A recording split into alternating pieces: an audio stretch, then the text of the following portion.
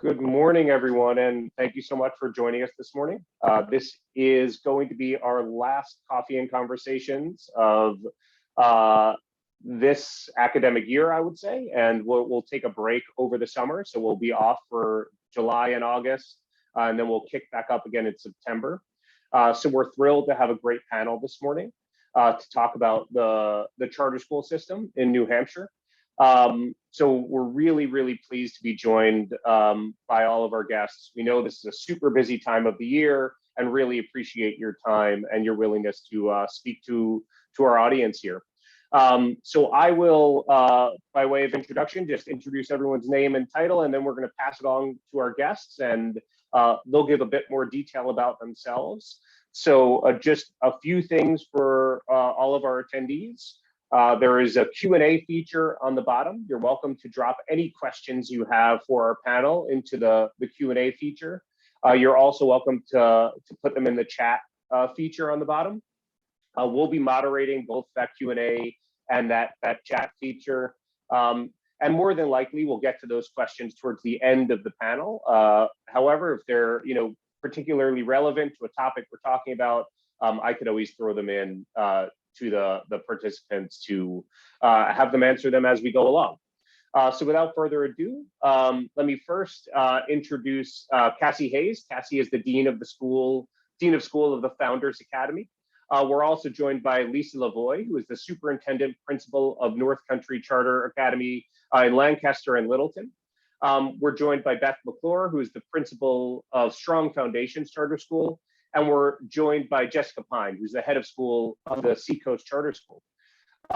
So Cassie, why don't we start with you, and then we will move to Beth, Lisa, and then Jess to give a bit more information about yourself and the schools that you are leading. Sure, thank you. Thank you for having me, and thank you everyone for joining this morning. So my name is Cassie Hayes. I am the Dean of School at the Founders Academy Public Charter School in Manchester, New Hampshire. We are currently a 6 through 12 charter school. Next year, we're going to be adding 5th grade, so we'll be a 5 through 12 charter school.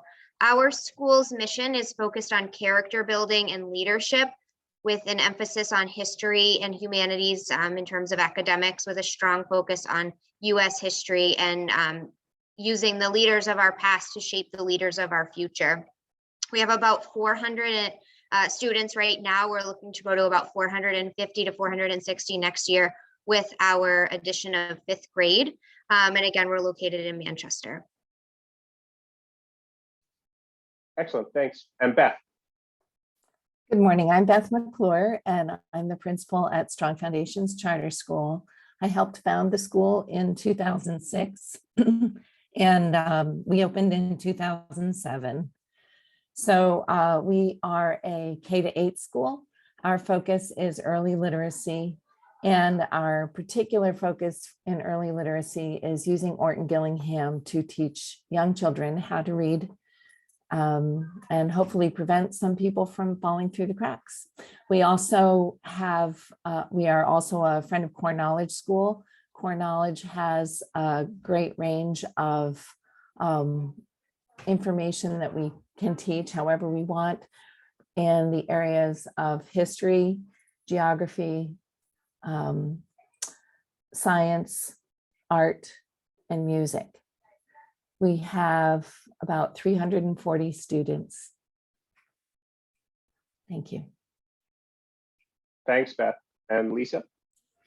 Good morning, everyone, and thank you so much for inviting me. My name is Lisa Lavoie, and I'm Principal Superintendent of North Country Charter Academy.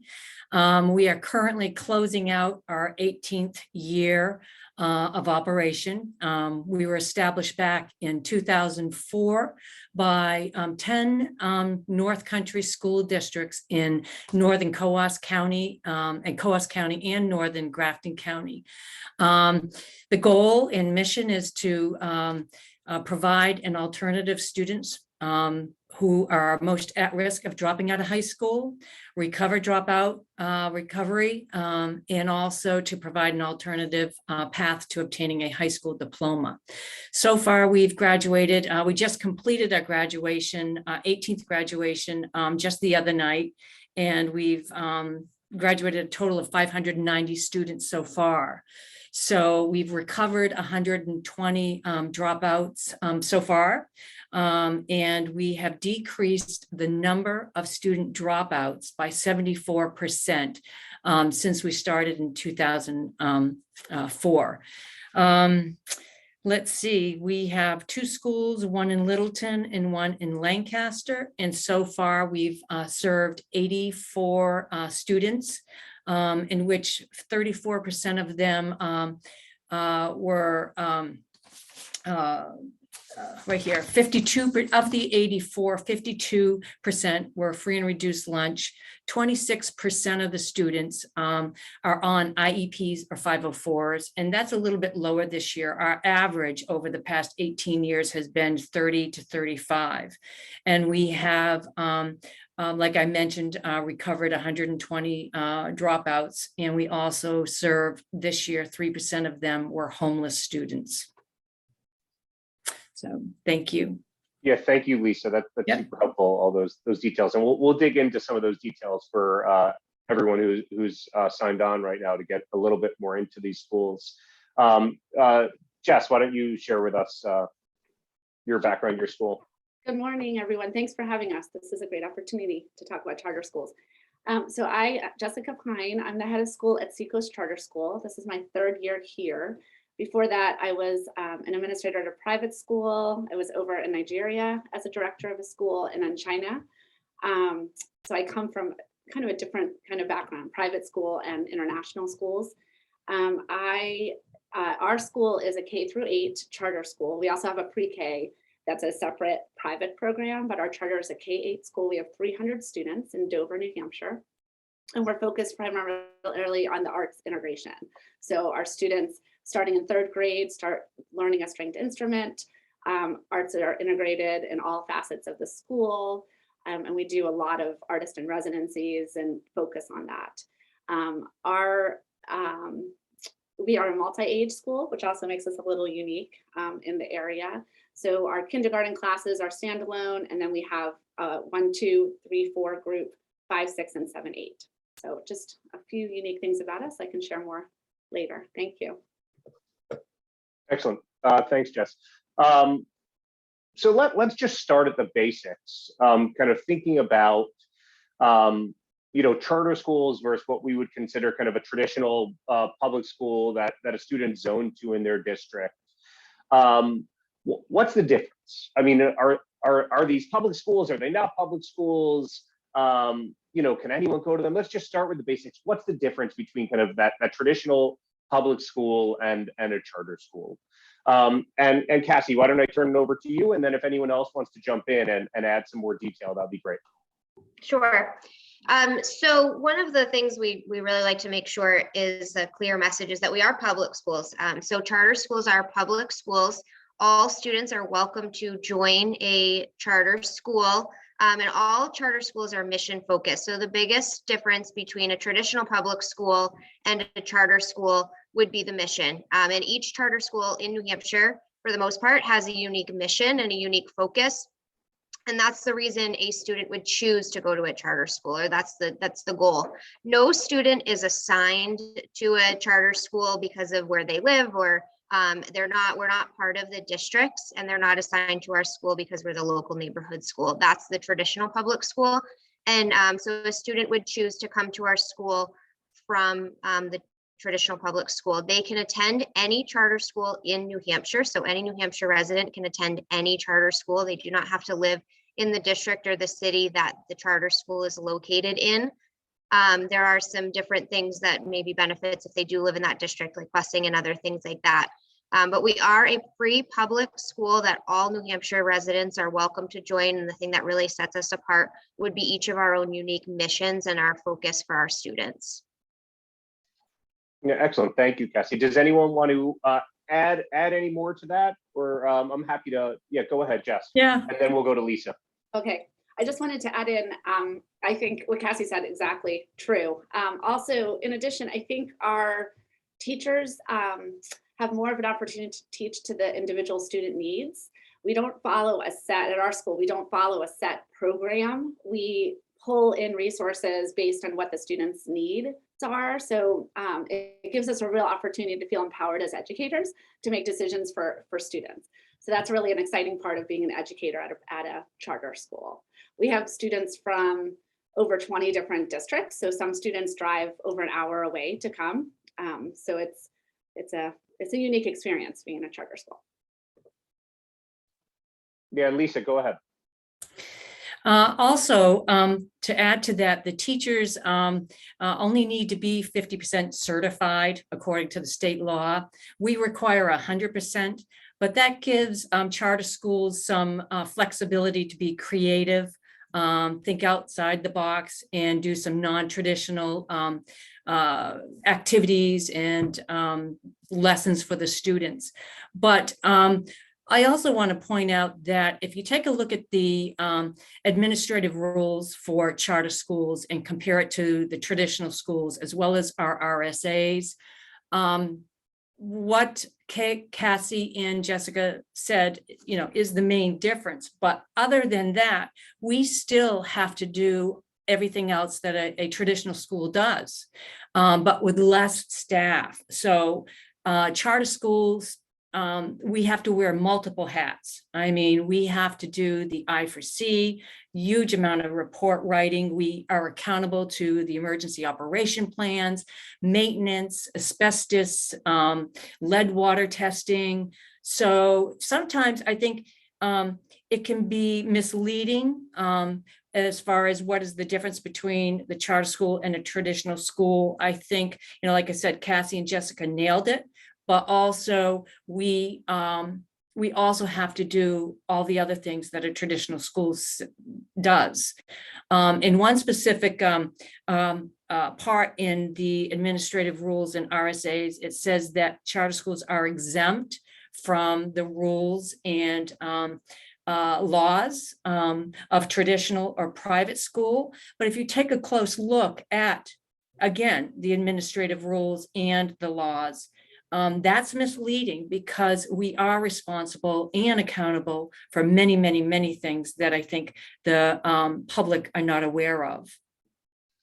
Excellent. Thanks for clarifying that, Lisa. Beth, anything, do you want to add anything to that, or did they cover it? It did a great job explaining it. I did just want to add that because of our, I guess, flatter hierarchy within the school and our mission, we're able to be more flexible if we want to adapt and make some changes to our curriculum or how we do things. It's we're able to adjust to the students' needs more easily. Excellent, thank you. Some really, really great points to follow up on. We're already getting some questions dropped into the chat. I'm not going to let them derail us just yet. I just want to follow up on a couple of those points. So Beth, you made this point of a flatter hierarchy. So could you talk about that a little bit? And Jess, if you wouldn't mind talking about that as well at the Seacoast Charter School, what that looks like. So first I'll turn to Beth. So what exactly do you mean by that, a flatter hierarchy? And then we'll shift over to Jess and see what that means there. Well, it has to do with the fact that, as Lisa said, we wear many hats. So there are some roles that we don't have. We don't have a superintendent, although that you do carry that title. We act as the superintendent. So teachers are more able to bring their ideas to us, and we're able to bring our ideas to our teachers. We're very involved with our parents so that we can really listen to what each of them has to say. And if there's something that could be improved upon, we can take that suggestion and implement it more quickly without having a lot of extraneous factors to consider. Great, Jess. Yeah, we have, so there's one head of school here. We don't have a special ed director. We don't have a school nurse. We are very much a teacher-run school. I always joke and I say, I just facilitate and we lead together at the schools. The teachers have a voice in all decisions that are made across the board. So we have committees that help me to support me and my role in the school, but we don't have, we've all said it, I know, we wear many hats. We talk about that all the time. So that's kind of what it looks like at Seacoast. It's just a head of school and our teachers and our staff. Great, thank you. And then Lisa, you had mentioned kind of this 50% rule, that 50% of your educators had to be certified teachers, but in your case, 100% are certified. So I'm wondering if maybe all of you could chime in around this idea, of certified teachers. I think there might be a misconception that most teachers at charter schools are not certified. Obviously, this is not the case. So I'm wondering if you could talk about that a little bit. And then in relation to the flexibility that you were talking about, so pivot slightly from there to, it sounds as if you have, or teachers have some flexibility around curriculum. Is there anything standardized that they do, in your schools? I mean, are we still doing standardized testing? Are we still doing certain benchmarks that we might see at other, traditional public schools, I'll say? So Lisa, let me start with you, and then we could shift around. Okay, thanks, Dan. Yes, I mean, we started, established back in 2004, the founding school district superintendents made it a requirement that although it's 50% certification required, they wanted all of us to be 100% certified. So we followed that rule for the past 18 years and been very fortunate to have the certified teachers. But at the same time, I think, having less than 100% certification is very, very important to charter schools, because you get the opportunity to utilize some very talented individuals that can teach and address the topics that each individual school's mission, focuses on. Yeah, we do follow standardized tests. We do the same thing as traditional schools with the SATs and the spring science test, etc. We have our own assessments as well in-house. Yeah, I think I've answered your question, Dan. Great. Yeah, thank you. Anyone else want to take a stab at that? I could just chime in. At Seacoast, almost all, I think we're at 95% certified teachers. Then the only teachers that are not certified have just let it lapse. They were certified and then moved states or whatever. So we do hire certified, predominantly certified teachers. It does give us some flexibility. Our teachers also don't make as much as other local district schools. So it is challenging sometimes to hire at charter schools. They are here for different reasons. Their salaries are not as high. So thanks, Jess. And then Cassie, I saw you were about to jump in there. Sure, yeah. So we at Founders, most of our teachers are certified. I don't have the exact number, but we're probably around 80 to 90%. But we use that kind of flexibility in two different ways. One is that we use the flexibility to hire some usually part-time teachers who are actually in the field. So for example, for several years, we had an accountant who came in and taught accounting classes. So he was not a certified teacher, but he was actually practicing, and he was able to come in and teach a few classes. So we've used it in that way to have people who are actually in the field and experts in their area be able to come in and teach some classes. The other way we've used it is for people who are changing careers. So somebody who has had content experience in a field and is going towards a degree or going towards a certification in teaching, and we're able to hire them before they get that, which is a unique opportunity. And a lot of times they come in with some really great skills, and we're able to kind of support them through that process. So even incoming teachers, new teachers out of college who maybe didn't get their certification through their college program and are working towards it, or somebody who's having a career change, we're able to hire them. And we've had some really great experiences with that. We are very supportive and encouraging for people to get their certifications, and a lot of times that is how it ends up, but we're able to hire them earlier than some of the traditional public schools. So that's the way we use that flexibility at Founders. And I just want to add one thing real quick about this many hats thing. I always say, and I think the best way to summarize this is I go from lunch duty with my middle schoolers to writing my budget for the board meeting. So all of us, I think, on this call have that kind of range of job description of we have lunch duty right in the classroom and right in the building with the kids, and then we're also reporting straight to the board, which is a unique opportunity that not many superintendents or building principals have. Yeah, thank you for that. That's very helpful. And I just let our attendees know, I see the questions popping up in the chat. I will get to them. Some of them are related to funding. I don't want to shift the funding just yet. So I want to stick on this idea of the certification and then kind of tie that to the idea of accountability. Because often we think about, well, this is one mechanism of accountability, right? We ensure that our teachers are certified. They have this stamp of approval. You know, the truth is, Cassie, as you kind of mentioned, this is often how a lot of programs across the country attract new teachers, innovative teachers. You think about programs like Teach for America or any of these fellowships that are, you know, in particular cities. They often attract people who are not teachers to come into the profession, and then along the way they get their certifications to teach. So bringing in that outside expertise. But there certainly is a conversation around, look, certification is an important stamp of approval that we could say this is a profession, they know how to teach, and it's a mechanism to hold people accountable. So I'm wondering if you could talk about accountability in charter schools. You're not reporting to a traditional local school board typically. So what does that look like? If you could talk about accountability in general, or maybe specifically in your situations. And Beth, why don't I start with you? Sure. We are accountable to our parents, our students, our board members, and our teachers. So in order for us to keep our enrollment, we need to serve our families well. And in order to keep our staff, we need to take good care of them. Also, families have the opportunity to come or go whenever they would like. And I think that causes us to reflect more on our practice and it's certainly more challenging, but more rewarding.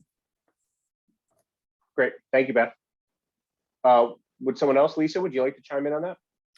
I would, Dan. We, like Beth said, we are accountable to many stakeholders, and a board of trustees, you know, you have to be accountable to them. They are the focus of the governance, and a lot of charter schools that have failed is because of, number one, poor governance, poor finances. And also I'd like to add that Department of Education makes us accountable. The State Board of Education makes us accountable. We have deadlines we have to meet. We have calendar of events we have. So accountability is huge with the Department of Education charter school department. You know, we follow up on that quickly, Lisa. So what does that look like? When you say you're accountable to the DOE at the state level, what does that process look like? How do they hold you accountable to what you're doing? Okay, we have a set of deadlines that we have to meet, Dan, and we have annual financial reports. We have annual fire and safety and health inspections that we have to do. We have, you know, the must be around 50 reports in the I4C that we have to do.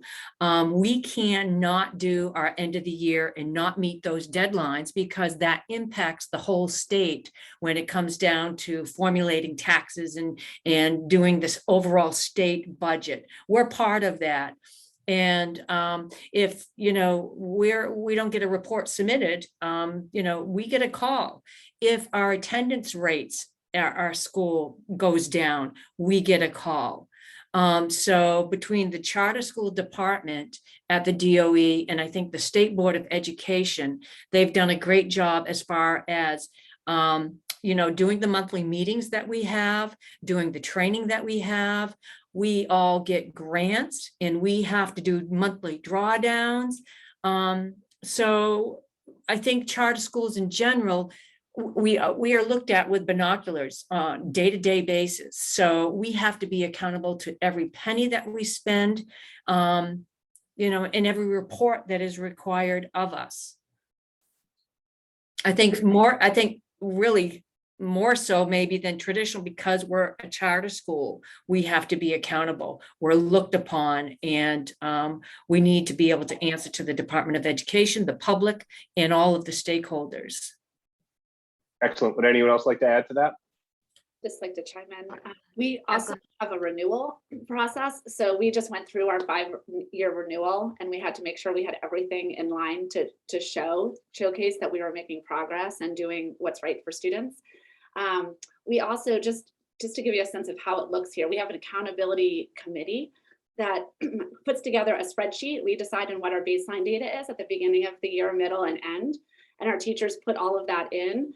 And then the accountability committee meets to do our now they call it a progress report, but every year we have to submit, amongst all the other reporting that we do, an accountability report that gets shared with our board and our staff and our families. So it feels, I've been in the private sector, in the public sector, in different schools, and the international, and it feels very much, we are held very accountable in the state as a charter school.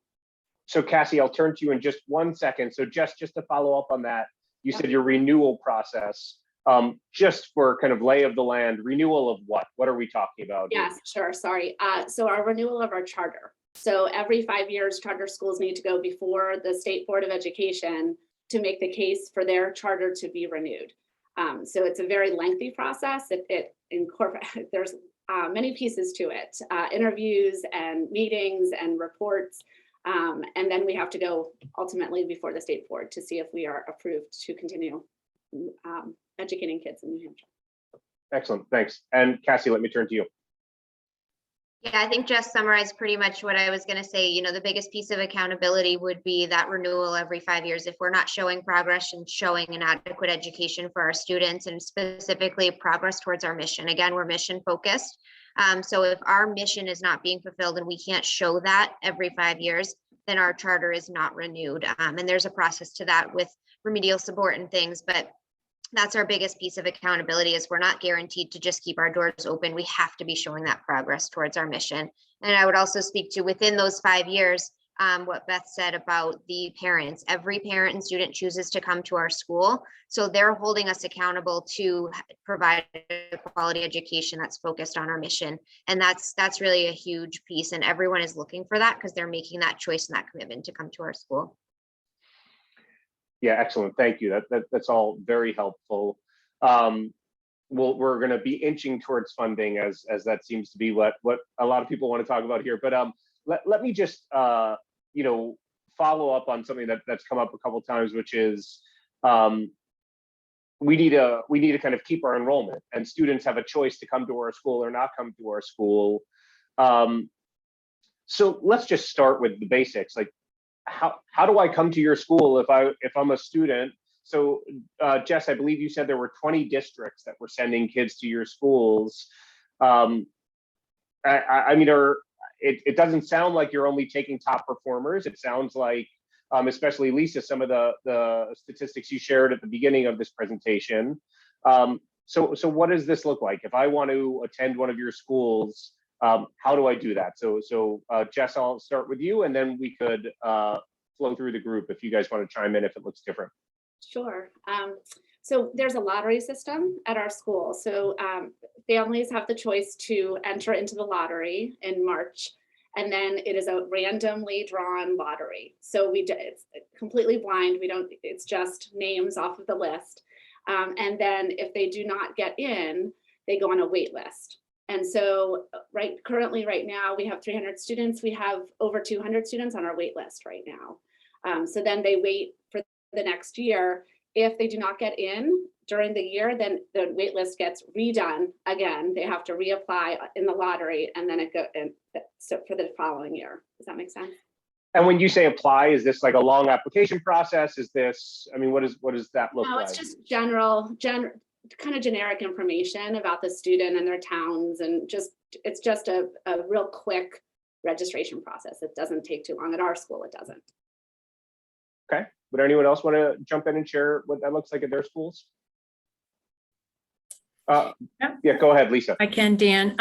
So we were founded by the 10 school districts, and we also contract with them. So they, and again, this goes to funding, but they volunteer to give the charter school funds. But we get referrals from the school districts. We get self-referrals. And when we do get that, we have just a packet of information that we gather. And we schedule intake interviews for each of the inquiries, and that includes the, interviews with the parents and the students. And it's about an hour-long process.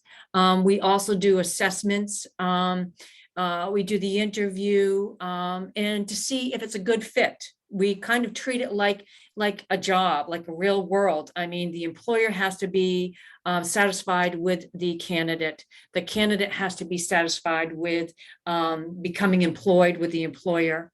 It has to be a good match. We make sure that when they come in, they know what our expectations are. So everything is very clear from the beginning, because we want to set up success, not failure. And then the center directors of our school make the recommendations for students to be accepted.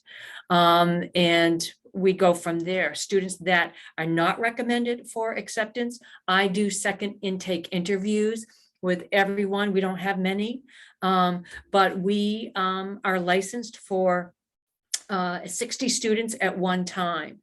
So, and we've served so far 84. Thanks. Yep. Either Beth or Cassie, would one of you like to jump in? Beth, go for it. Yep.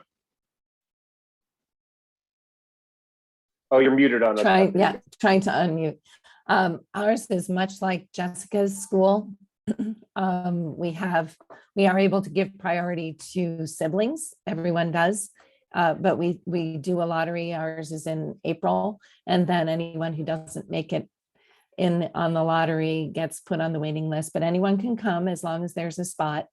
Our size is limited by our charter, the state of New Hampshire. So if we want to increase our enrollment, we need to apply for an amendment to our charter. We started off with 51 students, with initially thinking that we would get to 125 for it at 340. So we take people, anyone can, as long as there's a spot, can come to our charter school.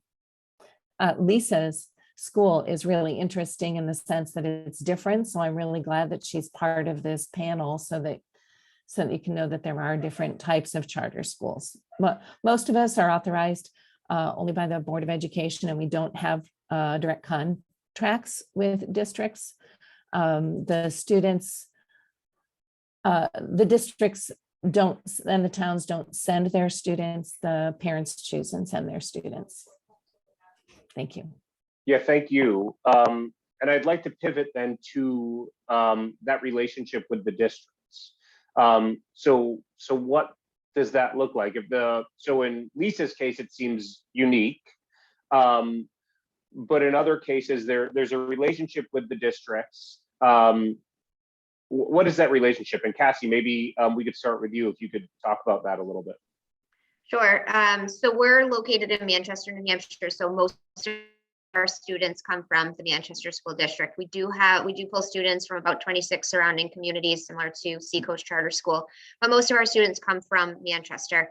The relationship with the district is typically focused around, or is mostly focused around, transportation. Students who live in Manchester are able to use Manchester transportation. So we facilitate that and we work with the district on that.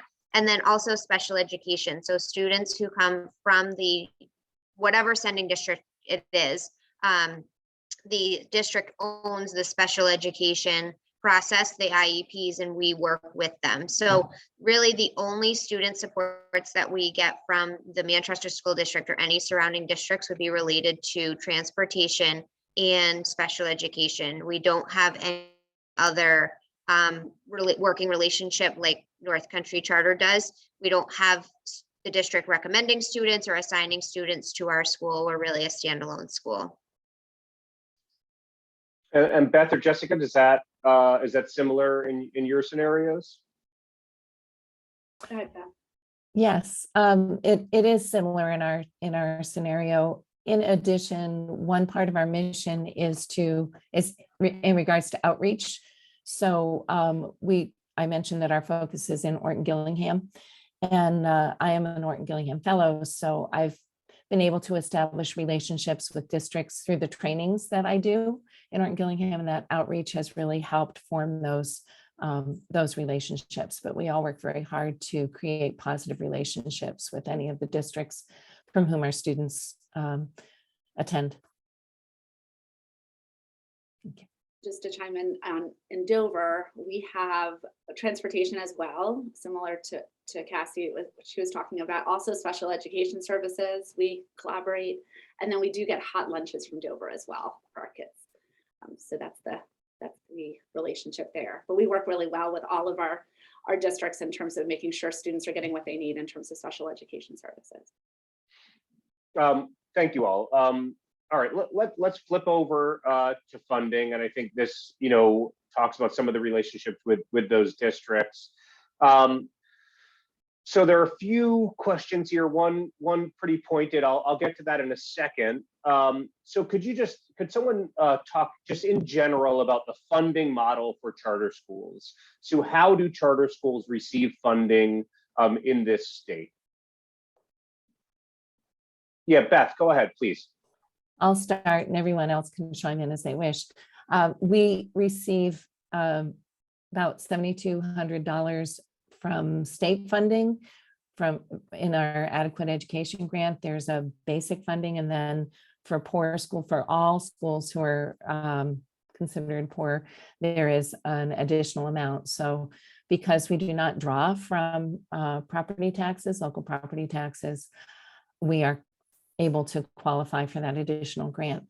In addition, we are able to apply for title grants. So federal grants that funnel through the state, Title I, Title II, Title III, and Title IV.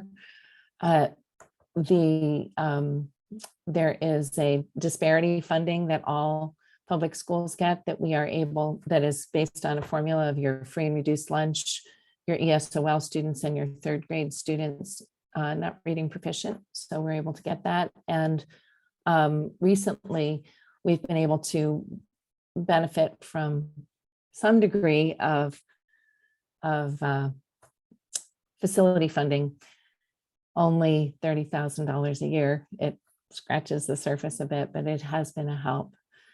When I first started the school, charter schools got $3,250 per student.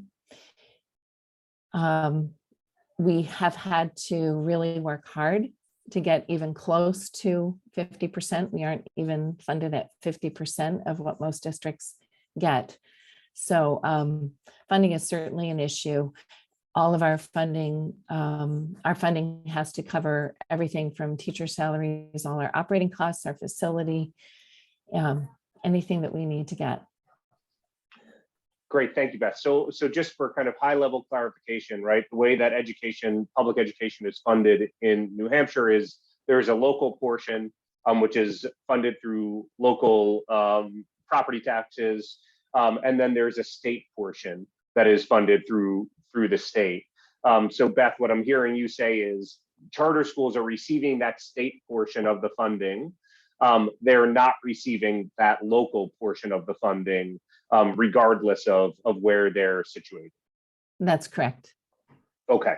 And then there is some federally funded, education dollars, which, typically in education, we're thinking that's typically less than 10% of a school's budget.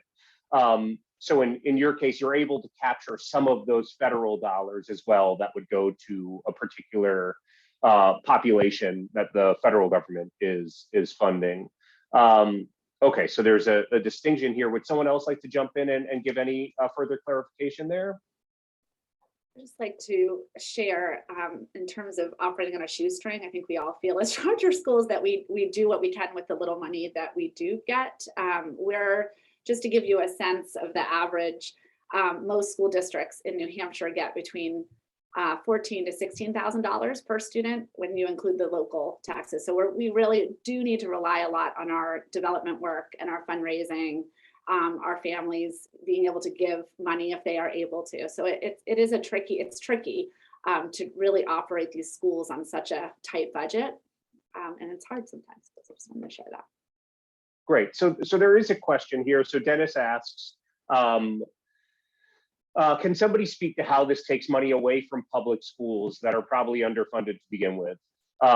So just a quick distinction, Dennis, just so charter schools are public schools, as we established in the beginning. So I'm assuming you're saying kind of local district, the local district school where they're situated, just to help clarify that. So do charter schools take money away from those local schools in any sense? And maybe we could talk, I mean, either broadly or if you want to get more specific about that, what does that look like, you know, in your districts or, you know, your schools? I can address it first, Dan. It's put it that way. It just starts off as just negative. Do we take money from the traditional schools? I think we should focus on what is the need of the kids. If they need an alternative and they're not thriving in a traditional system, what can we do? What can traditional schools to meet the needs of the kids? So I look at it that way. To add to the funding, the funding question, North Country Charter Academy contracts with the 10 districts, and they give us funds for a certain amount of seats, just so that in the beginning purpose of that was to help with transportation, because we cover 4,000 geographical square miles. New Hampshire's 9,300, so we cover almost half the state. So we have 4 major bus routes. So their contribution really helps us with transportation. But yes, when a school sends me a student or a student self-refers, that student becomes my student. So I open enrollment, we may take that student in December, January, February. They may need 10 credits, 15 credits, etc. So at that time, that student becomes my charter school student. And yes, the traditional school, they will be prorated as far as what they will get with their ADM. They'll get prorated if it's special ed. There's layers of funding. So special education, English as a second language, differentiated aid if they are free and reduced lunch eligibility. So there are layers of funding that that the traditional school will not get, the charter school will get, but it is something that we're providing the student with another option and another pathway to obtaining a high school diploma. Cassie or Jessica, would either of you like to address that? Sure, I can. We're not taking the local tax dollars, as we had talked about earlier. The property tax dollars do not come to our school. They don't follow the student. So the only thing that we are receiving is the state funding. So it's not really taking away from the local school districts. My children went to a different school, and the town that they are in, we're still paying taxes to that town for the schools.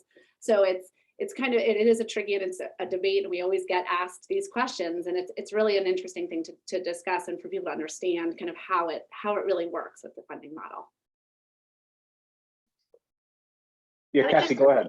Sure, I would just add the special education piece in the terms of the funding piece of this. There's a couple different ways that can work with the relationship between a charter school and the sending district. But essentially the money for a special education student goes to the district and stays with the district, and the district chooses how the services will be delivered. Sometimes they send their own employees. The district will send their own employees to the charter school to deliver those services.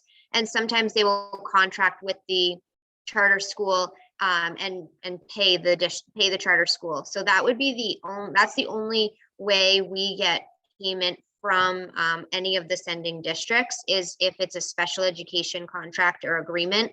And again, the district is getting that money from the state and then kind of funneling it through the charter school, but there's no other tuition or payment that the districts needs to pay for students to go to a charter school.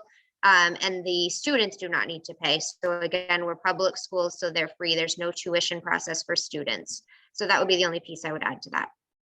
Yeah, that's great. That's super helpful. And that actually responds to a few of the questions that are on the chat, which one of them was, do special educators from the public schools come to your school to deliver services? So it sounds like, Cassie, what you're saying is in certain cases they may, in other cases the school may provide that. To stick with that funding for a second, so there's a distinction between that local funding, which is taxpayer funded. All of this is taxpayer funded. I shouldn't make that distinction, but locally taxpayer funded. That those dollars do not follow the student. So the district within which a person lives, they still receive their local tax dollars. The dollars that do follow the student are those state dollars, which are designated for each student. They go with the student. In this case, it's about $7,000 is what I'm hearing. So the local district wouldn't get that money, but they also are not responsible for that student who's going to their school. In the case of special education, what happens is that money is passed on to the district. The district then determines how they want to provide those special education services to the student that is in need of those services. And that could either be through contracting with the charter school itself, or by providing those services directly by that district. So just hopefully that clarifies everything to everyone. Did I miss anything there, or does that capture that? That's good, Danielle. Great. How do your class sizes compare to public schools or the traditional public schools in your districts? Are they similar? Are they bigger, smaller, etc.? We have 17 students max to 2 teachers. And we have 2 sessions at each school. We have 19 in kindergarten for next year, 22 at the other grade levels, and we have a full-time teacher as well as an assistant, 2 assistants per grade level team. So they rotate. So we have a good staff student ratio. Yeah, great. And I don't want to, go ahead, Beth. I was just going to say, we, depending on the district, we would compare. Here, we're comparable to many of the districts, but the difference is since we are limited in size, we have to keep our class sizes only to a certain amount. So we have 16 in our kindergarten and then 18 or 20 or 22 throughout. So that's comparable to some districts and smaller than others, but it doesn't fluctuate like it does in districts. Yeah, great, thank you. So there is a set cap on the charter that you could have in the school, and that to some degree dictates the teacher to student ratio. And I just do want to mention a post that was in the chat, which is fair criticism from Dennis. Once again, there should be panelists that are not cheerleaders for charter schools. So thank you, Dennis. We certainly appreciate that. The goal of this presentation was to really just kind of dig into what charter schools are in the state, explain the difference between the traditionally district schools and charter schools. But we'll certainly keep that in mind. And, in the future, if we're going to have a panel, in the future, if we're going to have a panel that kind of discusses this debate a bit more specifically, we would, by all means, invite folks that would offer a different perspective. And fair enough, there is this question of whether or not they are taking away from these traditionally zoned districts. We have a question in the Q&A that I'm just going to read directly because I don't know that I can summarize it. Across all public schools, educators and administrators desire to provide student-focused education, but struggle in the traditional setting to implement things like universal design for learning and personalized learning due to class size and the myriad demands presented by federal and state mandates, many unfunded. What can traditional public schools learn from charter schools when it comes to meaningful connection with their at-risk populations at meeting students' needs? So it's a mouthful, but I think we all understand what that question is. Would anyone like to just jump in and kick us off there?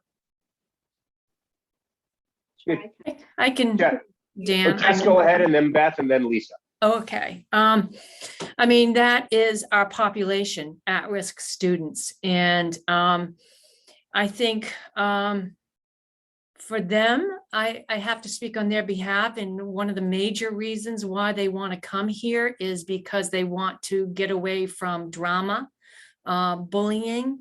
They don't feel like they fit in. They may walk to a different beat, and they may not want to be part of the athletics or other activities. They want to come in, focus on their education, and move on. Many of them work, most of them work to support their families. They're struggling. And they want to be listened to. And so I think, we feel like we have a magic wand here because we just see so many students transform. And it's a matter of listening to them and finding out what their strengths and interests are. And if you are able to individualize a plan for the kids to capture their attention, get their interest, then school becomes something that they look forward to and they start wanting to attend and not wanting to avoid. So if you have a student who is interested in the trades, plumbing, hook them up with internships, ELOs, we've all heard that, and take what they're doing outside of the community and bring it into the classroom. And what we're able to do, because we're competency-based, is they do a lot of writing and reflection. So we are able to take off some of the English competencies.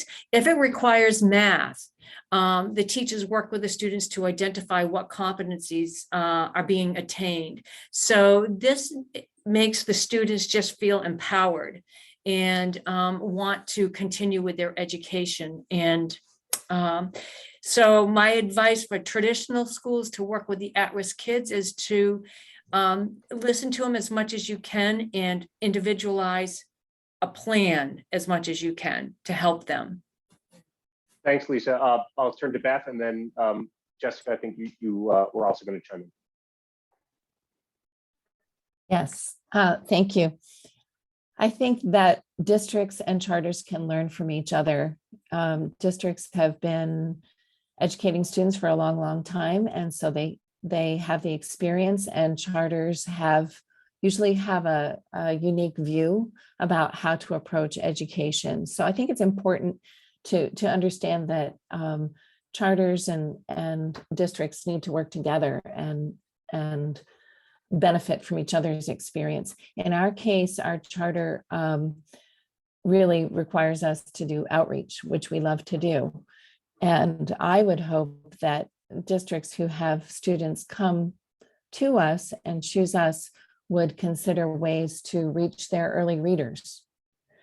And actually, I would hope that more schools would start to use that structured literacy approach to teach their early readers so that there is a higher proficiency rate later on.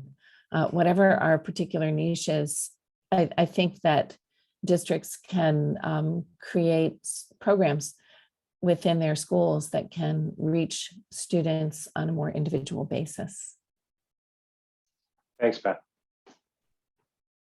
I think it's so much about the community and building that community and listening to the students, as Lisa mentioned, and also listening to our teachers and working together to figure that out, that piece out, that what is the best for our students. We have lots of community members and different people that come and visit our school, and I invite any of you to come in and just kind of get a sense of the building and kind of see what it's like. It is a unique place. I really think it's really about just knowing your students and knowing your families and knowing your teachers and giving them a voice to do what's right for kids. Cassie, do you want to add anything to that, or? Just real quick, I think I would add that charter schools are a unique opportunity for students. It's not necessarily a better school for all students. So I just want to make sure that that's kind of out there, is charter schools aren't necessarily doing everything better than a traditional, or, I don't think we feel that charter school is doing everything better, but we have a unique opportunity that's mission focused that may be a better fit for some students. And that's not an opportunity that the traditional public schools have, because they have to be the school for all students and meet all student needs. So really, what an advantage of a student would have coming to a charter school, and what they would get that they wouldn't get at a traditional public school, would be that focus on the mission. And that's a unique opportunity. So, I think Beth's point of us learning from each other, there's some things that traditional public schools have been doing for a long time and have really mastered, and we can follow some of those traditions. And then public schools may be able to take away some of that community feel that we have, and some of that community building that charter schools have, but it's not the right fit for every student. And it's important that the student knows what the charter school has to offer and does that research prior to coming in to make sure it is the right fit for them, and they can really thrive in that environment. Excellent, thank you. That's very helpful, Cassie. Jess, it looks like there's a question specific for you right here. So the pre-K program at the Seacoast Charter School is not a public school in the sense that the student family pays. Is that correct? Does it work with the same lottery system applying in March? Yes, that's a good question. That is correct. The student family pays, but they do not automatically get into our lottery if they're a pre-K student. So they would have to reapply for the lottery. It's a separate standalone private program. And this year, only one of our pre-K students got in through the lottery. So it was sad for us, but that's the way we have to do it as a charter school. Got it, thank you. And I'm looking at the time here. So, I just want to, we'll probably wrap this up, relatively quickly now. I know all of our guests here, this is prime time for all of your schools getting rolling in the morning. The end of the year, this is a busy time of the year. I want to say, kind of in response to that question that was posted in the Q&A around learning from each other, based on what I know as a researcher and scholar at in the field of public management, we should be learning from each other, right? Part of the idea here is that we are not necessarily, and we shouldn't be competing with each other. These are public schools. We are in, we do provide public education.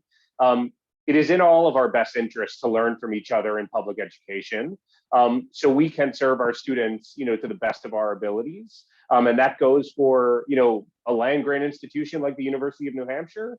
If I were not learning from my colleagues across the field as to how to teach our students here, better and the best, then I don't think I'd be doing my job. And I would say that's the same for K-12, education as well. So I love that question was phrased as, how do we learn from each other? And it certainly is something to think about, is how we could transfer that knowledge from, what you all are doing at charter schools to, some of the traditionally zoned public schools. So the last comment that popped up here is from Dennis as well. And Dennis just says, thank you so much to this panel. They're clearly very dedicated. So with that, I'll say thank you very much to this panel. We really do appreciate your time this morning. We appreciate your insight. We look forward to inviting you back should we have that conversation, maybe a bit more of a critical conversation around the idea of charter schools. We would welcome you all to come back and have that conversation with us.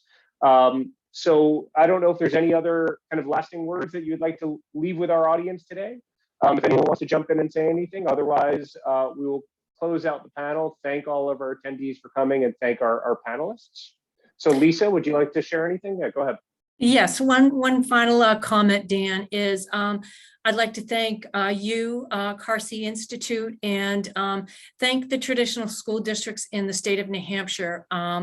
We need to be supported. They need to be supported. We need to work on being partnerships, communicating, and doing the best that we can for the student needs in our state. And I want to just thank you again.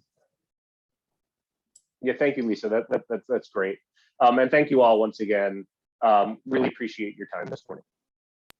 Thank you. It was great to be together today. Thank you. you.